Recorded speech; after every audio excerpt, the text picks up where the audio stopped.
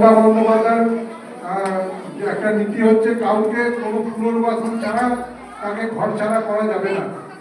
তো সেই জন্য আমরা তাদের সঙ্গে পাশে থাকবো এবং আগামী দিনে যদি তাদের যদি কোনো রকম অসুবিধা হয় তাহলে আমরা তাদের পাশে গিয়ে দাঁড়াবো। এই প্রস্তাব কিন্তু আমাদের এই মিটিং থেকে আজকে আমরা পাস করলাম।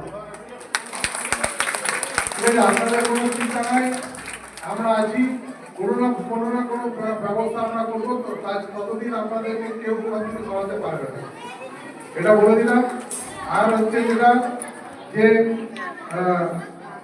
আমাদের যে ডেভেলপমেন্টের কাজগুলো, আমি ডেভেলপমেন্ট কমিটি যারা আছেন তাদেরকে বলবো যে পার্টে এবারে মিটিংগুলো করে কিছু কাজ এগুলো করতে হবে। এই যে আমাদের 2024 ইলেকশনের আগে অনেক কাজ টেন্ডার হয়ে গেছে, হয়তো আর 7-10 দিনের মধ্যেই শুরু হবে।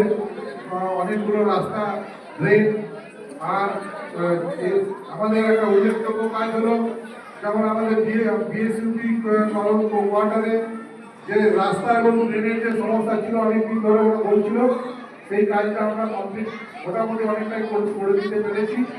তাদের ঘরে রাস্তা ড্রেন একদম কাঁচা ছিল, কিছু ছিল না, সেগুলো প্রায় অনেকটাই হয়ে গেছে।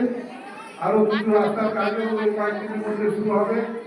ডেভেলপমেন্টের কাজ মোটামুটি আমরা করছি।